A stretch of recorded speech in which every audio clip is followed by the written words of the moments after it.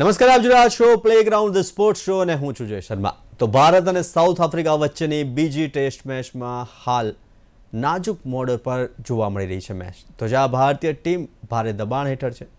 પ્રથમ ઇનિંગ્સની અંદર 489 રનના વિશાળ સ્કોર સામે ભારત માત્ર 201 રનમાં જ ઓલ આઉટ થઈ ગયું. 288 રનની મોટી લીડનો સામનો કરી રહ્યું છે હાલ તો ભારત. જો કે ક્રિકેટમાં ક્યારેય હાર માનવી ના જોઈએ, પણ ભારતનો ફાઇટ બેક સાઉથ આફ્રિકાના બીજા દાવમાં કેટલો સ્કોર બનાવશે તેના પર નિર્ભર રહેલો છે. તો ભારતને જીતાડવા માટે હવે બેટિંગ લાઇનઅપના યશસ્વી રાહુલ અને પંત જેવા મુખ્ય ખેલાડીઓએ ભૂતકાળની ભૂલો ભૂલીને અસાધારણ પ્રદર્શન કરવું પડશે. કેવી રહેશે આ મેચ તે વિશે કરીશું ચર્ચા, અને ચર્ચા કરવા માટે આપણી સાથે સ્ટુડિયોમાં ઉપસ્થિત છે સ્પોર્ટ્સ એક્સપર્ટ અશોક મિસ્ત્રી. અશોકભાઈ, આપનું સ્વાગત છે. Thank you so much. Ashokbhai, match તો એક અલગ મોડ પર જઈ રહી છે તે વિશે ચર્ચા કરીશું, પરંતુ તે પહેલા જોઈએ એક રિપોર્ટ. ભારત અને સાઉથ આફ્રિકા વચ્ચેની બીજી ટેસ્ટ મેચ નાજુક મોડમાંથી પસાર થઈ રહી છે. ભારત દબાણમાં છે. પ્રથમ દાવમાં 489 રન ખડકીને ભારતને પ્રથમ દાવમાં માત્ર 201 રનમાં ઓલ આઉટ કરીને હાર તરફ ધકેલી દીધું છે. જો કે ક્રિકેટમાં મોટા ભાગે તમામ ઓપ્શન ખુલ્લા રાખવા જરૂરી છે. કંઈ પણ થઈ શકે છે, પણ ભારતની 288 રન આગળ સાઉથ આફ્રિકા બીજા દાવમાં કેટલો સ્કોર બનાવે છે તેના પર ભારતની ફાઇટ બેકનો આધાર છે. ભારત પાસે તદ્દન ખરાબ શોટ રમીને પોતાની વિકેટ ફેંકી દેનાર જુરેલ અને સુદર્શન જેવા T20ના બેટર્સ છે. રાહુલ ચાલતો નથી. યશસ્વી કયા વિચારોમાં રમે છે તે એક મોટો સવાલ છે. રિષભ પંતનો આજનો યેન્સનને આગળ આવીને શોટ મારવાના પ્રયત્નમાં વિકેટ ફેંકી દીધી. ભારતને કેવી રીતે જીતાડી શકાશે એ એક સવાલ છે. ખેર, બીજી ઇનિંગ્સ શરૂ થઈ ગઈ છે. કેટલો સ્કોર સાઉથ આફ્રિકા બનાવશે અને કેટલું ટાર્ગેટ ભારતને આપશે તે જોવું રસપ્રદ રહેશે. બીજી ઇનિંગ્સમાં બોલિંગ અને બેટિંગ બંને ભારત માટે મહત્વના છે. જ્યારે ભારત પાસે રિસોર્સિસ મર્યાદિત છે. પ્યોર ટેસ્ટ બેટર્સ કહી શકાય તેવા ભારત પાસે યશસ્વી, રાહુલ, પંત જેવા જ બેટર્સ છે. બાકીના બેટર્સ ભરોસા પાત્ર લાગતા નથી. પણ આ ક્રિકેટ છે, કંઈ પણ થઈ શકે છે. જો કે હાર કે ડ્રો બંને પરિણામોમાં સાઉથ આફ્રિકાનો જ વિજય થવાનો છે. માત્ર ભારત જીતે તો જ શ્રેણી સરભર થાય છે.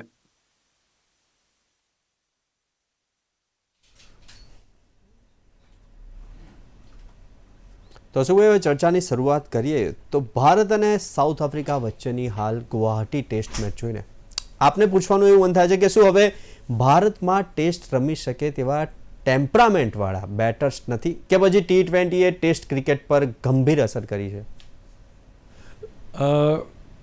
આમ તો જોવા જઈએ તો બંને બાબતો સાચી છે.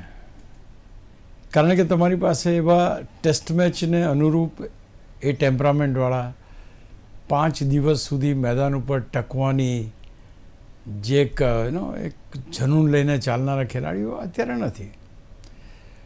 તમારી પાસે અજિંક્ય રાણે નથી, તમારી પાસે ચેતેશ્વર પુજારા નથી, તમારી પાસે રોહિત નથી, તમારી પાસે વિરાટ કોહલી નથી, કે જેમણે ટેસ્ટ ક્રિકેટને એક ધમધમતું રાખ્યું હતું. ભારત જ્યારે ટેસ્ટ ક્રિકેટમાં નંબર 1 હતું ત્યારે આ ખેલાડીઓનો સુરત તપતો હતો.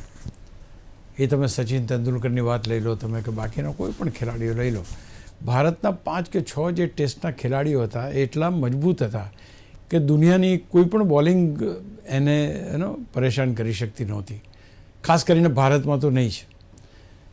અત્યારની પરિસ્થિતિમાં બહુ જ ડાલીમાં છે. Because players are really scared as vote to do, whether to go for the test match or to go for the white ball cricket. હવે અહીંયા એવું છે કે તમારી પાસે જેટલા ખેલાડીઓ અત્યારે રમી રહ્યા છે, યશસ્વી જયસ્વાલ બી લઈ લો, તમે રાહુલ લઈ લો, ધ્રુવ જુરેલ લઈ લો, સાઈ સુદર્શન લઈ લો, આ બધા T20 અને IPLમાં સ્ટેડિયમ ગજવનારા ખેલાડીઓ છે. અહીંયા કોઈ તમને એવા ખેલાડીઓ જોવા નહીં મળે કે જે એક બેટ એન્ડ પેડ ક્લોઝ ટુગેધર રમીને એક 100 રન બનાવે, 200 રન બનાવે, 250 રન બનાવે. એ આપણને ક્યાંક ને ક્યાંક જોવા નથી મળતા. હમણાં જો કોઈ નો ડાઉટ બહુ સારામાં સારું પ્રદર્શન ભારતે ઇંગ્લેન્ડમાં કર્યું છે, પણ એ શુભમન ગિલ હતા, એ રાહુલ હોઈ શકે, એ યશસ્વી જયસ્વાલ હોઈ શકે. આ 3 ખેલાડીને બાદ કરતાં ટેસ્ટ મેચની કેલિબરનું ક્રિકેટ રમવાની ક્ષમતા એ ભારતીય ખેલાડીઓમાં અત્યારે ઓછી જોવા મળે. હું નથી એમને જ કહેતો કે નથી જ, પણ એ લોકો પાસે ટેમ્પરામેન્ટ નથી. ધરખમ બેટર્સ છે, એમાં કોઈ બેમત નહીં, but they don't have that. એમને તો બસ એક ઓવરમાં 5 ચોગ્ગા વાગે, 4 છગ્ગા વાગે, 2 ચોગ્ગા વાગે, એમાં રસ છે. કોઈને બેટ આજે જે એક શોટ, એક હોરિબલ શોટ એક કેપ્ટન કેવી રીતના રમી શકે એ આજનો રિષભ પંતનો એ કેચ હતો. કેવી રીતના તમે રશ ઓફ બ્લડમાં જતા રહો છો, એટલે કઈ રીતે તમારા મગજ પર કેટલી હદ સુધી T20ની જેને કહેવાય ને કે ટેમ્પરામેન્ટ આવી ગયો છે. જો તમે જેન્સનની બોલિંગ આટલી જબરજસ્ત બોલિંગ કરે છે, એને અડધી પીચે આવીને શોર્ટ પીચ બોલને ફટકારવાની કોશિશમાં આઉટ થઈ ગયા. કેપ્ટન છે, જવાબદારીઓ છે, આટલો મોટો સ્કોર છે, વિશાળ લીડ છે, અને તે છતાંય આવો એક બેજવાબદાર શોટ રમીને જો કેપ્ટન આઉટ થઈ જાય તો હું નથી માનતો કે આ ટીમનું ભવિષ્ય, એટલે જ્યાં સુધી શુભમન ગિલ પાછા ના ફરે ત્યાં સુધી કોઈ સારા પરિણામો આપણને આપી શકશે. કારણ કે અહીંયા બધા ટેમ્પરરી છે એમ કહે તો ચાલે. વિકેટ કીપર મીન્સ કે કેપ્ટન અત્યારે છે ટેમ્પરરી છે, એટલે એમને એમની રીતે શોટ રમી લીધો. એમને લાગ્યું કે લાવો જોન્સનને 2-3 છગ્ગા ફટકારી દઉં એટલે મારી વાહવાહી થઈ જાય. તો અહીંયા પ્રોબ્લેમ એ છે કે વાહવાહી છે, કે મારે ટકવું નથી, મારે તો ચોગ્ગા છગ્ગા મારવા છે. તમે જુઓ જે રીતની બેટિંગ જેન્સને કરી છે, 93 રન્સ એણે બનાવ્યા, અને જે પ્રકારની બેટિંગ મુત્તુસ્વામીએ કરી છે, મુત્તુસ્વામીએ ધ વે તમે ગમે તેટલા એમને લાલચ આપો, એ બિલકુલ બેટ એન્ડ પેડ ક્લોઝ ટુગેધર જ રમવાના. તો હું માનું છું ત્યાં સુધી બધું જ છે. અહીંયા ક્રિકેટર્સ પણ છે, ક્રિકેટરોનો એપ્રોચ અને એટીટ્યૂડ પણ છે, પણ જે અત્યારનાનું જે ક્રિકેટ પ્રિવેલ કરી રહ્યું છે T20, એ રશ ઓફ બ્લડ એ બધાના મગજ ઉપર અત્યારે ચાલી રહ્યું છે. જુરેલનો શોટ ખરાબ હતો, સાંઈ સુદર્શનનો શોટ ખરાબ હતો, પણ કોઈ જગ્યાએ કોઈ ટેસ્ટ મેચનો ટેમ્પરામેન્ટની તો વાત જ નથી. કોઈ તમે આજે સારામાં સારા એમનો નંબર 1 બોલર છે, તો કોઈ બુમરાહને પહેલા જ બોલે 6 મારવાની કોશિશ કરે તો શું થાય? એકવાર વાગી જાય, પણ બીજા બોલે બોલ્ડ થઈ જાય ને. એટલે એ પ્રકારની તમે સમજતા નથી. તમે જાણો છો કે ભાઈ આ બધા એમના સ્ટાર પ્લેયર્સ છે, જેન્સન ખતરનાક બોલિંગ કરી રહ્યો છે અત્યારે, અને તે છતાં પણ આ પ્રકારનું એ કરવું. એટલે યસ, ટેસ્ટ મેચને ટકાવવા માટે તો તમારી પાસે ટેસ્ટ મેચની ટેમ્પરામેન્ટના ખેલાડીઓ જોઈશે. અનુકૂળ સંજોગોમાં તમે રમો છો એ અલગ વાત છે આખી. તમને અનુકૂળ સંજોગો મળી ગયા ઇંગ્લેન્ડની અંદર, ઇંગ્લેન્ડમાં તમે સારું પ્રદર્શન કર્યું, બરાબર. ઘર આંગણે શ્રેણીઓ હારવાની જે એક સિરીઝ શરૂ કરી છે ગૌતમ ગંભીરની કોચશીપમાં, I think that has to be stopped. આ કોઈ ઈગોની વાત નથી, આ ભારતના ટેસ્ટ ક્રિકેટને બચાવવાની વાત છે. અને તમારે એના માટે જો અમુક ખેલાડીઓ જોઈતા હશે તો જોઈતા હશે, તમારે બોલાવવા પડશે. તમારો ઈગો બાજુમાં રાખીને પણ તમારે ટેસ્ટ ક્રિકેટ માટેની એક નવેસરથી પહેલ કરવી પડશે. આજે આપણે નંબર 1 હતા એક જમાનામાં, આજે 4થા ક્રમે છીએ, અને અત્યારની પરિસ્થિતિની અંદર સાઉથ આફ્રિકા સામે કઈ રીતે આપણે જીતીશું, તો કઈ રીતે પ્રતિકાર કરીશું, એના આપણે જવાબો શોધી રહ્યા છીએ. It is very tough. Test ક્રિકેટને બચાવવા માટે ટેમ્પરામેન્ટ જોઈએ, ધૈર્ય જોઈએ, સાહસ જોઈએ, ફિઝિકલ ફિટનેસ જોઈએ. એ આ ખેલાડીઓમાં જોવા મળતી નથી એવું તો લાગે છે. અશોકભાઈ, આપણે આ મુદ્દા ઉપર ઘણી બધી વાર ડિસ્કશન કર્યું હતું, અલગ અલગ ફોર્મેટને લઈને, T20ને લઈને અને ટેસ્ટને લઈને. ત્યારે હર વખતે આપણે એ ચર્ચા કરીએ છીએ કે જ્યારે ટેસ્ટ મેચ હોય છે ત્યારે T20ની અંદર કેટલાક આપણે બેટર્સ છે તે પોતાની વિકેટો ખોઈ બેસતા હોય છે. તો હવે બોલિંગ ડિપાર્ટમેન્ટ પર આવીએ તો ભારતની બોલિંગ તો અસરકારક ના નીવડી, એ આપણે જોયું છે. તો સાઉથ આફ્રિકાના બેટર્સે 489 રન બનાવી દીધા, મોટો સ્કોર બનાવી દીધો. તો ભારતની બોલિંગને સાઉથ આફ્રિકાની ટીમ હવે પારખી ગઈ હોય તેવું કહી શકાય. C, there are two things in cricket. It is always like, કોણ કોના ઉપર હાવી થાય છે. અને test match cricket is not played in one session, it is played in ટુકડે રમાય છે. એટલે કે પહેલું સેશન, સેકન્ડ સેશન, ત્રીજું સેશન, એ પ્રમાણે રમાવવું જોઈએ. You cannot think the strategy કે હું આજના દિવસમાં આમ કે ના, તમારે એ બ્લોક લેવા જ પડશે. ફર્સ્ટ સેશનની અંદર શું કરવાનું છે એમાં ઇવન બતાવે છે કે પહેલી સેશનમાં કોણ હાવી રહ્યું, બીજા સેશનમાં કોણ હાવી રહ્યું, ત્રીજામાં કોણ રહ્યું. તમારે રણનીતિ બનાવવી પડશે. તમને ફ્રસ્ટ્રેટ થઈ જાય છે, આપણો બોલર્સ જે છે એ ફ્રસ્ટ્રેટ થઈ જાય છે. They are not getting the wicket, they are getting frustrated. પણ એવું અહીંયા આગળ છે નહીં, કારણ કે અહીંયા તમે જો પ્રયત્ન કરશો, તમે એનો સીધો દાખલો આપો. આજે સાહેબ એક બોલર આપણા કુલદીપ યાદવ અને વોશિંગ્ટન સુંદર, આ બંને જણાએ જે બેટિંગ કરી છે એટલી અદ્ભુત બેટિંગ કરી છે કે કઈ રીતે કયા શબ્દોમાં એમનો વખાણ કરવા. યાદવ તો બિલકુલ બોલર જ છે, પ્યોર બોલર છે. તે છતાં પણ ઊભો રહ્યો, કારણ કે એને લાગ્યું કે એમાં મારે ઊભા રહેવું છે, હું ઊભો રહી શકું એમ છું. જો હું ઊભો રહીશ તો રન થશે, ભલે હું બોલર રહ્યો. એણે વોશિંગ્ટન સુંદરને સપોર્ટ કર્યો અને દે પ્લેડ એ બિગ ઇનિંગ. તો અહીંયા આગળ જે જરૂરી છે ને એ છે તમારી પાસે તમારે શું કરવું છે, તમારી જરૂરિયાત કેટલી છે ટીમને. હવે અહીંયા પ્રોબ્લેમ એ છે કે જેની જરૂરિયાત છે જરૂરિયાત જલ્દી આઉટ થઈ જાય. જે ખેલાડીઓ ઉપર આપણે ઓછો વિશ્વાસ રાખીએ કે બધા બોલર્સ છે, એ બોલર્સ જે છે એ બધા રમી જાય છે. તો હવે તમે કોને સાચા ને કોને ખોટા કહેશો, કારણ કે એવું તો માનવાનું કોઈ કારણ નથી કે રમી જ ના શકાય. It is not possible. એ આ બંને જણાએ ભેગું પુરવાર કરી આપ્યું કે ભાઈ આ બંને જણાએ જે 72 રનની ભાગીદારી કરી, સુંદર અને કુલદીપે, દે પ્રૂવડ કે ભાઈ અમે રમી શકીએ. તમારે સિલેક્શન કરવું પડે. ભાઈ અહીંયા બોલ પડશે તો હું નહીં શોટ નહીં મારું, હું અહીંયા આમ હશે તો આમ જ રમીશ. યુ ડિક્ટેટ યોર ટર્મ્સ ને. આમાં ક્યાં તમારે 6 બોલની અંદર 6 છગ્ગા મારવાના છે ભાઈ? આ તો ટેસ્ટ મેચ છે, 5 દિવસની. તમે જે રણનીતિ બનાવો. સો અહીંયા એ જ વસ્તુ મહત્ત્વની છે કે તમે ડિટર્મિન્ડ કેટલા છો, તમને ટીમમાં રહેવાની જરૂરિયાત કેટલી. આજે તમે બે વિકેટ કીપર સાથે રમો છો. ધ્રુવ જુરેલ જે રીતે આઉટ થયો, કે જે રીતે રિષભ પંત આઉટ થયો, એટલે કોઈ ટીમનું કોમ્બિનેશન નથી. 1, 2, 3, 4 જે ટીમનું જે બેટિંગ લાઇનઅપ હોવી એ નથી. કોઈની બેટિંગ લાઇનઅપ ક્યારે પણ બદલાઈ જાય છે, કોઈ પણ ઘટનાઓ ઘટે છે. એટલે જો શુભમન ગિલ ટીમમાં ના હોય તો ટેસ્ટ ક્રિકેટની ટીમને બનાવવી અથવા તો એને કમ્બાઇન્ડ રાખવી, I think it is a tough job. અશોકભાઈ, હવે ભારતીય બેટિંગ પર આવીએ. બોલિંગની તો વાત થઈ, તો જે રીતે પ્રથમ દાવમાં જ ખેલાડીઓનો અભિગમ કંઈક અલગ જ જોવા મળ્યો.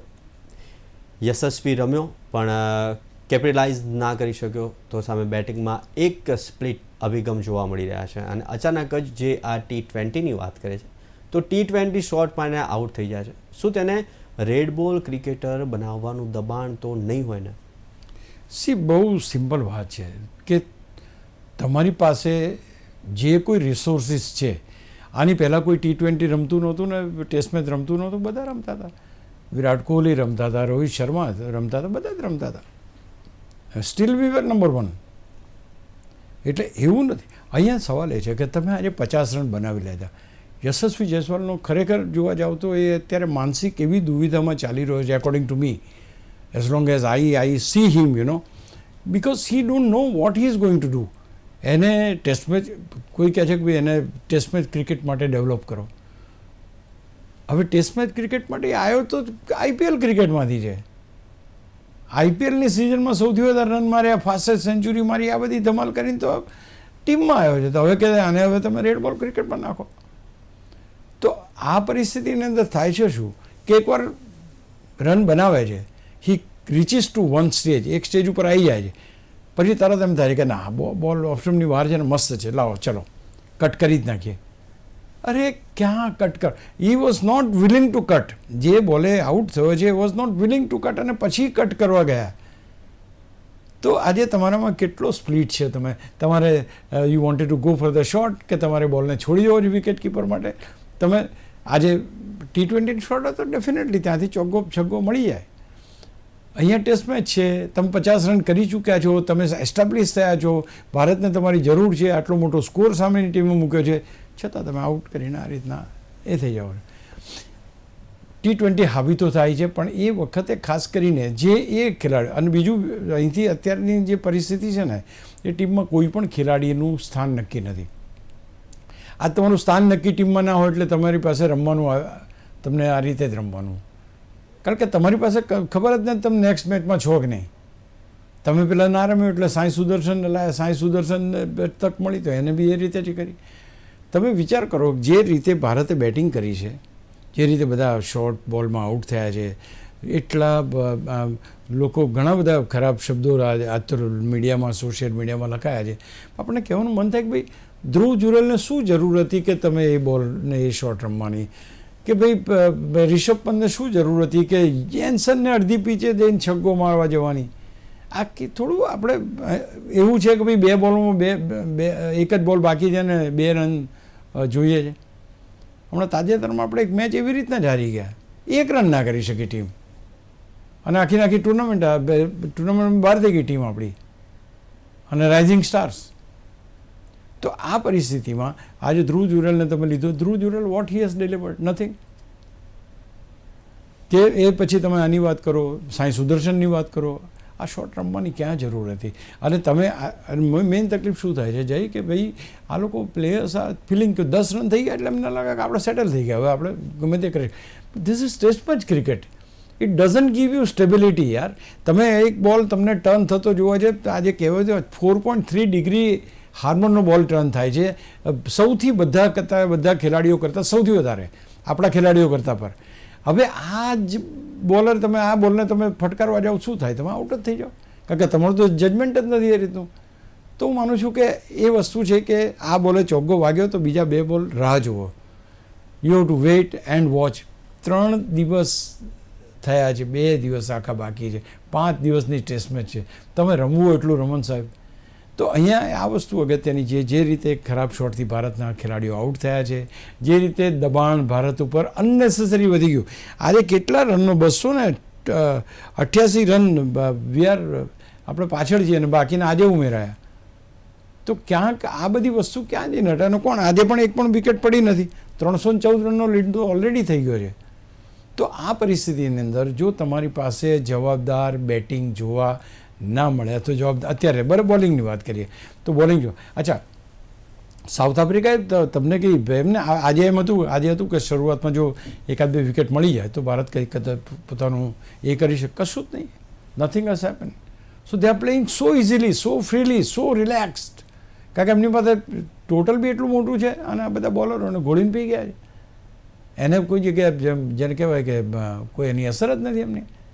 તો હું માનું છું કે ભારત માટે કપરા ચડાવવાનું છે, પણ એટ ધ સેમ ટાઈમ ફ્યુચરમાં બી આજે નહીં તો કાલે તમારે ક્રિકેટ તો જીવંત રહેવાનું જ છે. અને એ જીવંત રાખવા માટે જો તમે ન્યૂઝીલેન્ડની સામે 3-0થી શ્રેણી હારી જાઓ અને જો તમે સાઉથ આફ્રિકા સામે પણ 2-0થી સિરીઝ હારી જાઓ, it's not a very easy thing. It's a very dangerous, very એટલે ક્રિકેટ જગત માટે બહુ મોટું એ છે કે ભાઈ આપણે નંબર 1 ટીમ આજે ક્યાં જઈને ક્યાં આપણે જતા રહ્યા છીએ. ક્યાંક ને ક્યાંક રેટ્રોસ્પેક્શન તો કરવું પડશે ભાઈ. અશોકભાઈ, હવે ચર્ચા કરીએ કેટલાક શોટ્સની, તો પંત, જુરેલ અને સાંઈ સુદર્શનના શોટ્સની. તો ટીમ જ્યારે મુશ્કેલીમાં હોય ત્યારે આ પ્રકારના બિનજરૂરી શોટ્સ મારીને વિકેટ ફેંકી દેવી કેટલી યોગ્ય? પહેલી વસ્તુ તો એ છે કે તમને ખબર નથી કે you are A important batsman of the Indian cricket team. મારી દ્રષ્ટિએ હું જે રીતે જોઉં છું, I feel that they don't feel proud of being A member of the Indian cricket team. જ્યારે રમવા ઉતરે છે તે વખતે એમની પાસે એક એમ છે, એમને ખબર છે ટીમ મુશ્કેલીમાં, એ સમજાવનાર કોણ છે કે નહીં એ ખબર નથી. એ ત્યાં જાય છે મેદાન ઉપર એનો શું રોલ છે એ એને ખબર નથી.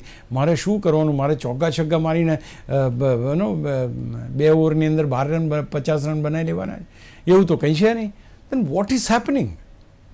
And that is a painful thing that કે આપણે એ નથી એ કરી શકતા કે જોઈએ છે શું આપણે.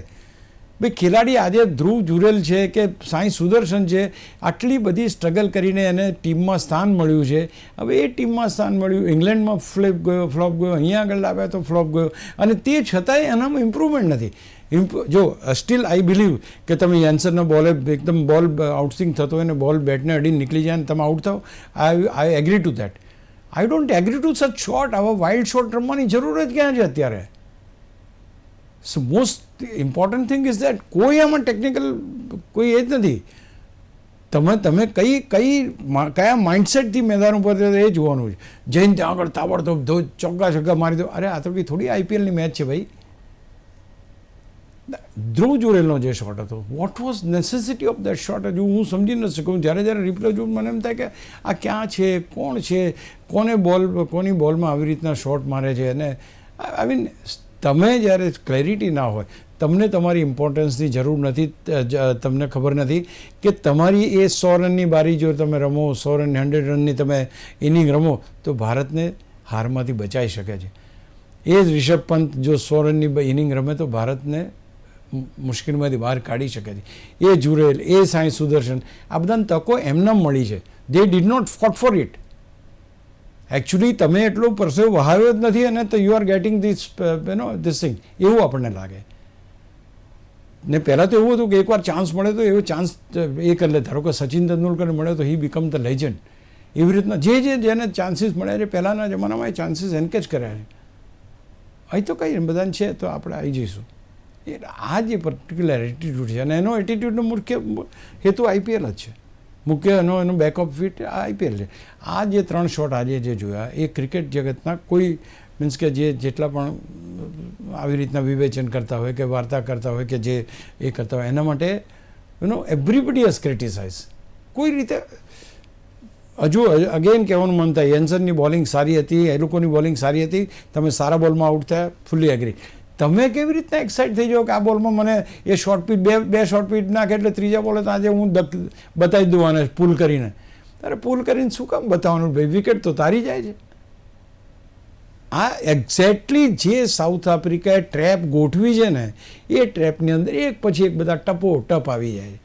એ રિષભ પંત આવી ગયો એની અંદર, જુરેલ આવી ગયો અંદર, સાંઈ સુદર્શન આવી ગયો. કારણ કે એમને ખબર છે કે આ લોકોને 2 શોર્ટ બોલ નાખશો તો આ તો બધા આઈપીએલના ખેલાડીઓ છે, છગ્ગા મારવાના જ છે. and they'll try for that, and that is what exactly has happened. અશોકભાઈ, હવે બોલિંગ, બેટિંગ અને કેટલાક શોટ્સ કે જેનાથી આપણે હવે ઓલ આઉટ થયા, પણ હવે ભારત પર હવે 288 રનનો લીડ છે. ભારતને કેટલો ભારે પડી શકે છે અને ભારત કેવી રીતે તેને મિનિમમ રાખી શકે છે. અને સાથે જ સાઉથ આફ્રિકાએ ત્રીજા દિવસના અંતે એક પણ વિકેટ ગુમાવી નથી હાલ પૂરતી અને લીડ વધીને 314 સુધી પહોંચી છે. કેટલો સ્કોર અને કઈ તરફ જઈ રહી છે મેચ? હજુ બી કશું બગડ્યું નથી મારી દ્રષ્ટિએ, because to come back into the test match is not easy. ભૂતકાળમાં એવી ઘણી ઇનિંગો રમાઈ છે કે જે 300, 350 રનની પાર્ટનરશિપ થઈ છે. We can do it. That is હું એટલા માટે નેગેટિવ એટલા માટે નથી કે કોઈ 2 માણસ એ જવાબદારી કે આજે મારે આઉટ નથી થવું તો થઈ શકશે. એટલે પહેલી વસ્તુ એ છે કે અત્યારે આપણે સાઉથ આફ્રિકાને કેટલું નિયંત્રિત કરી શકીએ છીએ એ અગત્યનું છે. તમારી પાસે ઓલરેડી આ સ્કોર તો પહોંચી ગયો છે 314 રનનો, એટલે તમે 400 રન સુધીમાં એમને સીમિત કરી શકો છો.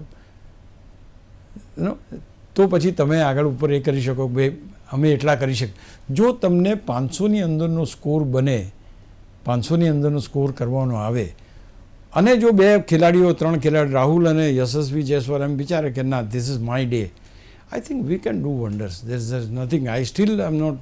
પણ આપણો પ્રોબ્લેમ આ વખતે થોડોક અલગ છે. એવું કરવાથી બી કદાચ આપણે મેચ આપણા હાથમાંથી નીકળી જાય, કારણ કે આપણી પાસે ડ્રોનો બી ચાન્સ નથી. આપણે જીતવું જ પડે, જીતીએ તો જ આ શ્રેણી ડ્રો થાય, અધરવાઇઝ વી આર લોસ્ટ. તો હું માનું છું કે we have to fight back. આપણે પણ જેમણે એમણે 400 માર્યા આપણે પણ 400 મારીને બતાવી દઈએ બસ, ભલે કદાચ જે પરિણામ આવે.